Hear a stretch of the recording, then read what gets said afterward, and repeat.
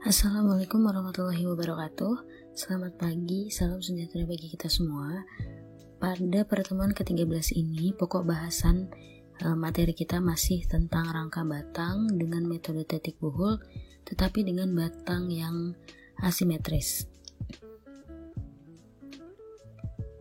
Langsung saja kita masuk ke pembahasan soal. Terdapat sebuah rangka batang asimetris dengan jumlah member atau batangnya sebanyak 21 buah. Jumlah titik joinnya sebanyak 12 dan jumlah reaksi pada tumpuannya adalah sebanyak 3 karena di sini ada tumpuan sendi dan tumpuan roll. Maka dengan syarat kestabilan, struktur ini adalah struktur stabil sehingga dapat dikerjakan dengan analisis struktur statis tertentu. Dengan menggunakan metode titik buhul, hitunglah setiap gaya pada batang struktur rangka batang berikut ini, kemudian tentukanlah tiap batang tersebut bersifat tarik atau tekan, lalu rangkum hasilnya dalam sebuah tabel. Oke, mula-mula kita mulai hitung resi perletakan terlebih dahulu dengan kesetimbangan momen sama dengan 0, yaitu sigma momen sama dengan 0, sehingga kita dapatkan nilai reaksi di tumpuan B sebesar 233,33 kN dan reaksi di tumpuan A sebesar 366,67 kN. Kemudian kita cek sigma V sama dengan 0 sebagai kontrol. Apabila sudah 0 maka perhitungannya sudah benar. Dikarenakan tidak ada beban arah horizontal, maka sigma H sama dengan 0-nya untuk mencari HA adalah 0. Oke, selanjutnya kita lanjut untuk menghitung gaya-gaya pada batang. Kita mulai dari batang join A. Terdapat reaksi di tumpuan A sebesar 366,67 kN sehingga ada dua buah gaya batang yang tidak diketahui, yaitu batang B1 dan batang B2. Mula-mula kita proyeksikan terlebih dahulu batang B1 ke arah vertikal dan arah horizontal. Dengan sigma V sama dengan 0 dan sigma H sama dengan 0, maka kita dapatkan nilai gaya batang di batang B1 sebesar 366,67 akar 2 kN sebagai batang tarik, dan nilai batang B2 sebesar 366,67 kN sebagai batang tekan. Karena di sini hasilnya negatif, berarti menandakan bahwa batang ini merupakan batang tekan. Selanjutnya kita hitung gaya batang di join D. Pada join D ini terdapat dua buah gaya batang yang tidak diketahui, yaitu batang B3 dan batang B4. Kita proyeksikan terlebih dahulu. Proyeksikan selalu batang diagonal menjadi arah vertikal dan arah horizontal. Kemudian dengan menggunakan sigma V sama dengan 0 dan sigma H sama dengan 0, maka kita dapatkan nilai gaya batang di B4 sebesar 409,95 kN sebagai batang tarik, dan batang B3 sebesar 183,34 kN sebagai batang tekan. Selanjutnya kita hitung pada join C. Ada dua buah gaya batang yang tidak diketahui pada join C ini, yaitu batang B5 dan B6. Kita hitung sigma V sama dengan 0-nya dan sigma H sama dengan 0, maka kita dapatkan nilai gaya batang B5 arah vertikal sebesar 116,67 kN sebagai batang tekan, dan batang B6 sebesar 288,89 kN sebagai batang tekan. Kemudian kita hitung juga gaya batang pada join E. Perhatikan di sini karena gaya batang B10 searah dengan batang B6, maka nilai pada batang B6 akan sama dengan batang B10, yaitu sebesar 288,89 kN sebagai batang tekan.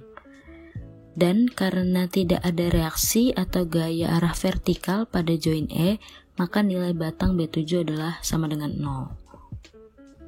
Kemudian pada join F, di sini ada dua gaya batang yang tidak diketahui, yaitu batang B8 dan batang B9. Kita mulai dengan sigma H sama dengan 0, masukkan gaya-gaya batang arah horizontal, yaitu batang B4 horizontal, B5 horizontal, B9H, dan B8H. Maka kita akan dapatkan persamaan 1 di sini, yaitu B9H plus B8H sama dengan 288,89 kN. Lalu pada sigma V sama dengan 0, kita akan dapatkan persamaan kedua, yaitu B9V min B8V sama dengan negatif 66,67 kN. Kemudian kita proyeksikan persamaan kedua ke arah vertikal dengan berdasarkan perbandingan segitiga. Sehingga B9H apabila kita proyeksikan ke arah vertikal dengan menggunakan perbandingan segitiga, maka hasilnya adalah 4/6 B9V atau sama dengan 0,67 B9 arah vertikal. Kemudian kita lakukan hal serupa pada batang B8H, yaitu adalah 4/1 B8V arah vertikal, maka kita dapatkan nilai batang B8 arah horizontalnya sebesar atau sebanding dengan 4 B8V. Kemudian kita lakukan substitusi eliminasi pada kedua persamaan tersebut, sehingga kita dapatkan nilai gaya batang B9 sebesar 5,72 kN dan B8 sebesar 294,29 kN. Kita lanjut pada join H. Ada dua buah gaya batang yang tidak diketahui, yaitu batang B11 dan batang B12. Maka dengan sigma H sama dengan 0 dan sigma V sama dengan 0, kita dapatkan nilai batang B12 sebesar 294,51 kN sebagai batang tarik dan batang B11 sebesar 142,86 kN sebagai batang tekan.